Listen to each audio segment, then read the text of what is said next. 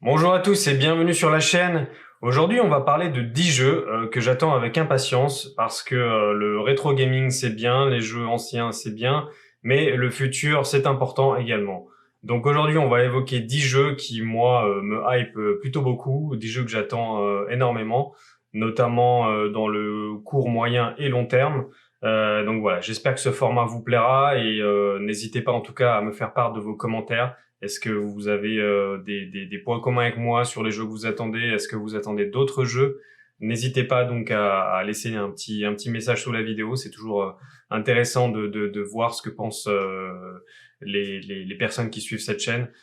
Donc voilà, j'ai vraiment hâte de savoir ce que vous pensez de mon petit top 10 des jeux que j'attends avec impatience.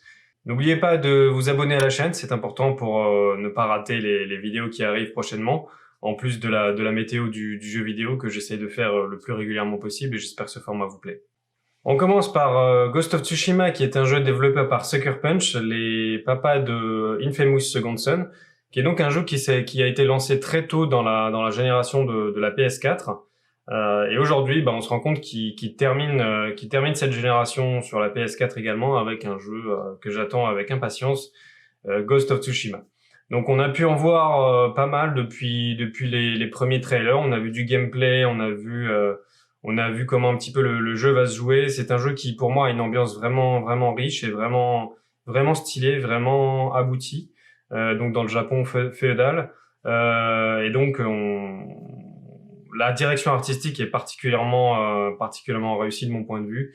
Après ça reste à voir si au niveau du gameplay le jeu va tenir ses promesses.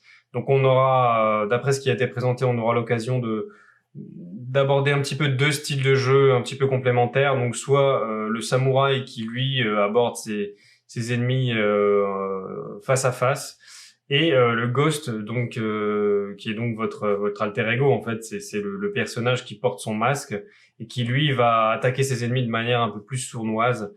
Voilà, en passant derrière les ennemis, en tendant des embuscades, etc. Donc j'ai hâte de mettre la main sur ce jeu. La direction artistique, comme je disais, m'a vraiment séduit et je trouve que les environnements sont vraiment détaillés. Alors reste à voir si on n'aura pas un petit peu de downgrade sur le jeu final. Mais en tout cas, ça avait l'air particulièrement dense en termes d'environnement, en termes de vent, ces feuilles qui volaient dans le vent. Quand on voyait ce personnage chevaucher sur le cheval, ça avait l'air particulièrement poétique et malgré la violence du jeu. Donc ça, je pense que ça va être un jeu intéressant et le mode photo va être particulièrement intéressant. On continue donc avec Tales of Arise qui est un JRPG donc dans la série des Tales of.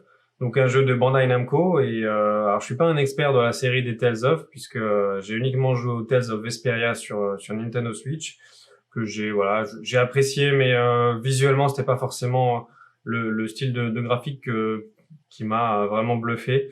Par contre, celui-là, le Tales of Arise, quand je l'ai vu, effectivement, cette direction artistique, cette touche, ces environnements particulièrement beaux, m'a vraiment donné envie d'en voir plus. Et à chaque trailer que je vois de ce jeu, je suis plutôt impressionné.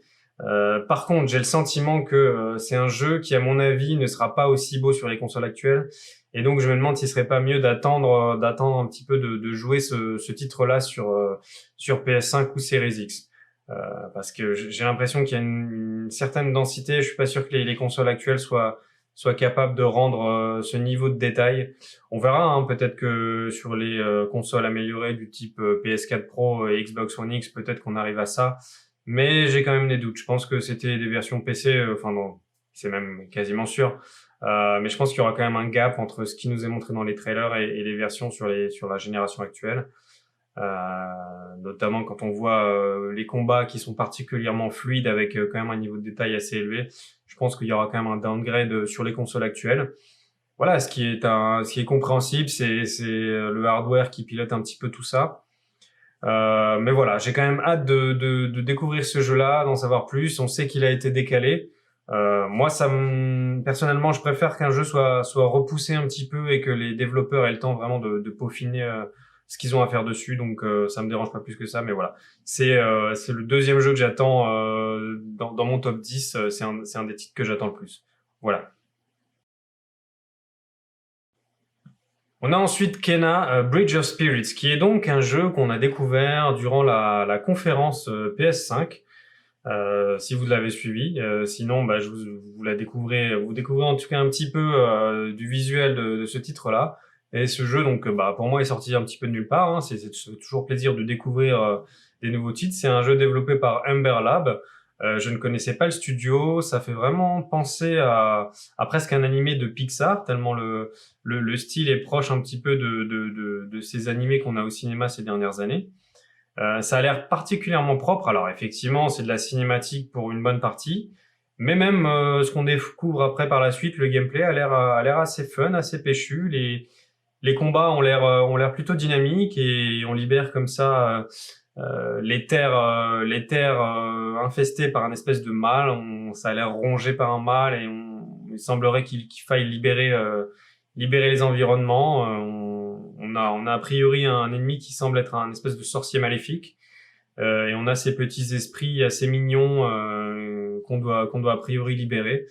Donc voilà, c'est encore une fois un jeu assez différent de ce que je vous ai proposé avant, mais voilà, c'est moi ce type de direction artistique un peu différente qui m'intéresse. Donc bah, j'ai hâte d'en savoir plus et de le découvrir. A priori, celui-là sera exclusif à la PlayStation 5, donc voilà, il faudra forcément passer à la next gen pour pouvoir y goûter.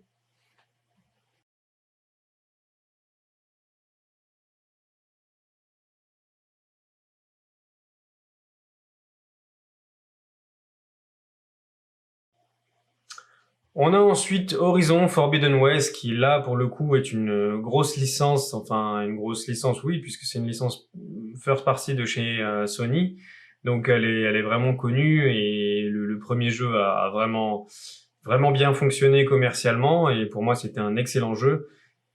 Il y en a qui ont peut-être un petit peu moins apprécié. Moi je pense que ce qui était important sur ce titre-là c'est pas uniquement de se focaliser sur l'histoire principale mais aussi sur la méta-histoire. C'était une histoire durant laquelle vous pouviez découvrir un certain nombre, je voudrais pas trop spoiler, mais vous pouviez découvrir un certain nombre de faits sur le monde tel que sur les faits qui s'étaient produits dans le monde avant que la société devienne ce qu'elle est à l'époque d'Aloy avec toutes ces machines. Et donc, si vous parcouriez le monde uniquement en vous concentrant sur l'histoire principale à l'époque d'Aloy, je pense que vous passiez à côté de quelque chose.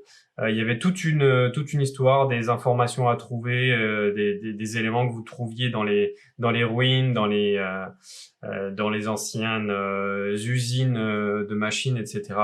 Et tout ça permettait de mieux comprendre le drame qui s'était joué en trame de fond dans le monde de Horizon Zero Dawn.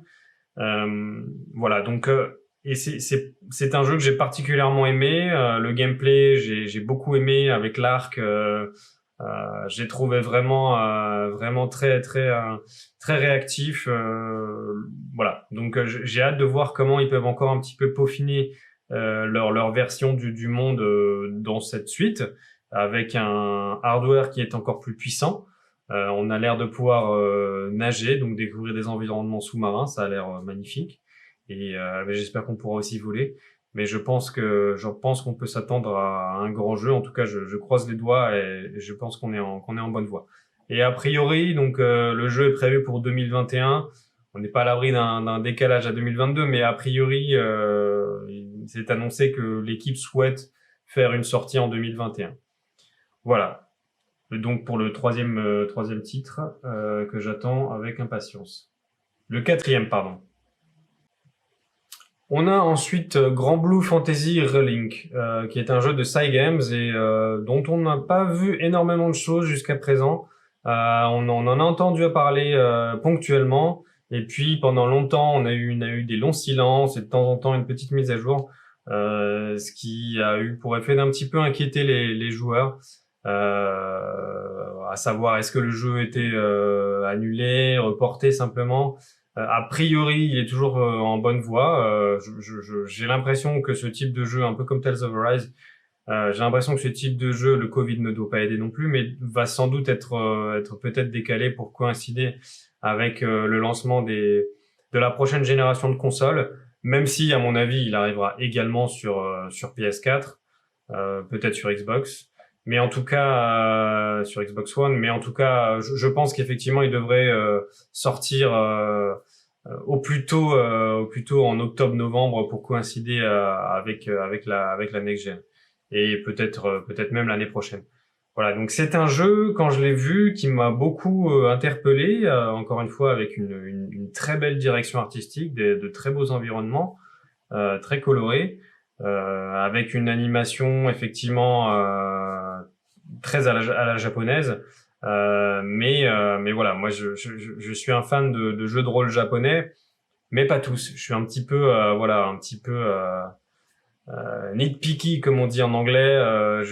Il y a des jeux que j'aime visuellement, d'autres moins. Celui-là, c'est vraiment le type de jeu que je trouve somptueux en termes de graphisme.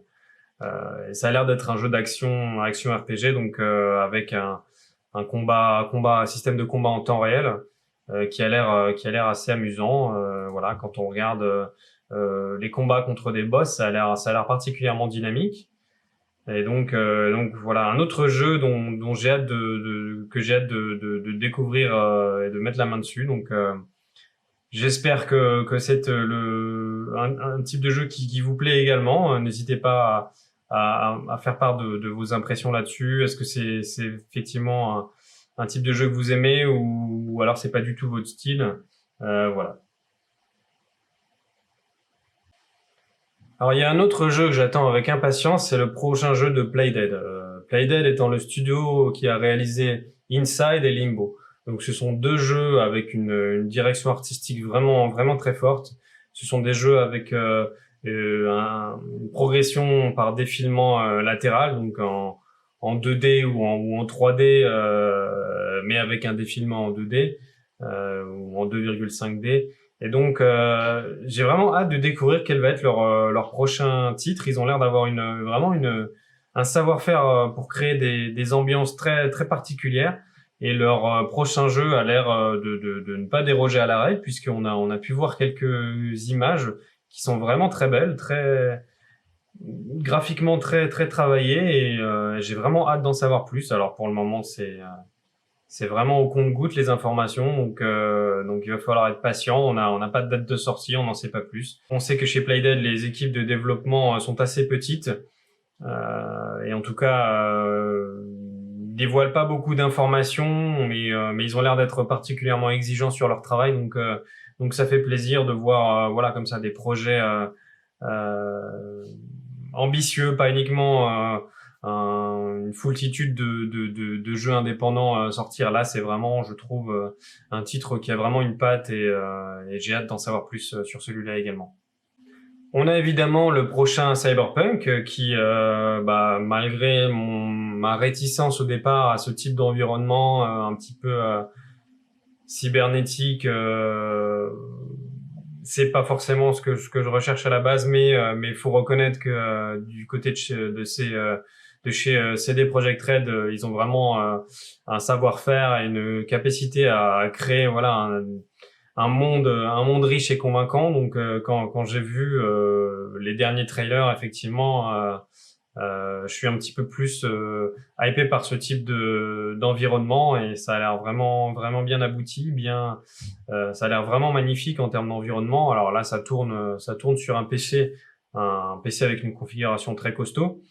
Mais je pense que sur la prochaine génération de consoles, on aura droit aussi à une belle version. Même si voilà, des meilleurs PC pourront toujours faire mieux. On peut toujours faire mieux avec de la force brute, mais en tout cas, je pense que la prochaine génération de consoles pourra proposer une version de Cyberpunk plutôt propre. Donc voilà, j'ai hâte d'en découvrir plus. Ça a l'air assez riche comme monde en tout cas. On a également le prochain Ratchet Clank qui, voilà, c'est pas forcément le type de jeu que je joue régulièrement, mais de temps en temps, ça fait plaisir un titre comme ça avec une ambiance un peu plus légère et un gameplay propre. on a pu apprécier à quel point le Ratchet Clank sur PS4 était beau et propre. Donc je pense que cette suite sur PS5 va être du même acabit, voire peut-être meilleure même avec cette nouveauté qu'on découvre donc grâce au SSD de la PS5, de pouvoir comme ça voyager entre les mondes sans temps de chargement à travers ces espèces de vortex. Bon, c'est sans doute un jeu et un concept qui a été inventé pour mettre en avant les fonctionnalités de la PS5. Après, voilà, ça fait partie du jeu. C'est pas la première fois qu'on a ce type de concept de jeu mis en avant dans des débuts de génération. À l'époque, on avait Panzer Dragoon qui avait été un petit peu réfléchi pour mettre en avant certaines capacités de la Saturn. Voilà, il y a plein de titres qui ont été comme ça un peu pensés pour mettre en avant certaines fonctionnalités d'une nouvelle console. Faut pas forcément s'en offusquer. L'important, c'est est-ce que le jeu va être amusant et en tout cas visuellement, ça a l'air très beau et le gameplay a l'air très propre. Donc s'il est dans la lignée du jeu sur PS4, je pense que ça va être très sympa. Voilà, on peut voir tous ces effets de particules, de lumière, ces étincelles, le bokeh, le flou d'arrière-plan qui est vraiment très propre dans les jeux d'Insomniac Games. Donc voilà, j'ai hâte de le prendre en main. On a un autre jeu avec une direction artistique particulière, assez unique même, puisque ça fait penser à un animé de Moebius. C'est un jeu qui avait été annoncé à l'E3 en 2018 et a priori donc qui est entré dans le giron de Microsoft puisque c'est une exclusivité Xbox. Et voilà, j'ai hâte, moi étant fan de la série Panzer Dragoon, si vous le savez, j'ai une autre communauté, la communauté Panzer Dragoon World, et c'est un titre qui était inspiré par les univers de Moebius. Et là, très clairement, ce trait assez minimaliste, ces environnements assez fluides, ça fait vraiment penser à du Moebius. Donc voilà, j'ai hâte aussi d'en découvrir plus, parce que pour le moment, les informations ont été un peu livrées avec parcimonie sur ce titre-là. On a un trailer sympa sur le Twitter des développeurs. On a de temps en temps des petites images animées, mais pour le moment, on n'en sait pas vraiment plus sur le gameplay. Qu'est-ce qu'il faudra faire? Est-ce qu'il y a du combat ou pas du tout? Quel est le but du jeu? Est-ce qu'il y a une histoire travaillée? Voilà. J'ai hâte d'en savoir plus sur ce jeu. Et pour terminer, on a le prochain Panzer Dragoon, Panzer Dragoon 2 Remake, puisque donc le premier jeu Panzer Dragoon Remake est sorti cette année. Le deuxième est déjà dans les tuyaux par la société de développement qui a réalisé le premier remake. L'épisode 2 originel est un épisode qui avait beaucoup amélioré la formule par rapport au premier titre sur Sega Saturn. On était arrivé à un gameplay beaucoup plus fluide, à une stabilité à 30 images par seconde, qui était déjà très appréciable par rapport au premier titre qui lui tournait à l'époque entre 15 et 20 images secondes. Et surtout, il avait amélioré pas mal de points en termes de gameplay, avec une possibilité de prendre des embranchements, etc. Il y avait le Berserk qui avait fait son apparition, etc. Donc voilà, c'est un remake que j'attends pas mal, comme beaucoup de fans, puisqu'il est considéré comme de meilleure qualité que le premier titre. Donc il y a un petit peu plus de pression sur les développeurs pour ce deuxième remake. Voilà, j'ai hâte d'en découvrir un peu plus. Pour le moment, on n'a rien vu. La société de développement attend a priori un événement pour nous en montrer un peu plus. Donc avec la pandémie internationale, c'est pas évident puisque beaucoup d'événements ont été annulés. Est-ce qu'ils vont profiter d'un événement digital pour nous en montrer plus? Ça serait sympa en tout cas. On a hâte d'en découvrir un peu plus sur l'état d'avancement de ce remake. Voilà donc pour 10 jeux que j'attends avec impatience. Il y en a peut-être qui sont absents et que vous attendez beaucoup. Alors n'hésitez pas dans les commentaires à me signaler ceux que vous attendez, s'il y en a que j'ai oublié. On n'a pas tous les mêmes goûts, effectivement. Il y a un jeu qui est absent, c'est Assassin's Creed Valhalla, parce que je suis un fan de la série des Assassin's Creed. Mais depuis Origins et Odyssey, je pense avoir une certaine lassitude des jeux un monde ouvert rempli comme ça de quêtes annexes un petit peu FedEx.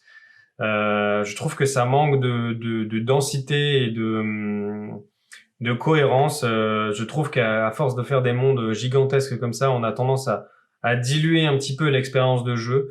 Voilà, donc je vous cache pas que moi, un de mes jeux préférés sur cette génération, c'est God of War sur PlayStation 4. Je trouve que c'est vraiment le ratio, l'équilibre parfait entre linéarité et ouverture, puisqu'on peut à un moment donné du jeu explorer, faire des quêtes annexes, tout en continuant la trame principale. Je trouve que c'était vraiment le parfait équilibre sur ce jeu-là. C'est un jeu qui n'en fait pas trop. Une fois qu'on l'a terminé, on est content de l'avoir terminé. Il n'y a pas besoin de passer forcément 100 heures sur le jeu. Et voilà, c'est un petit peu mon problème avec les mondes ouverts désormais.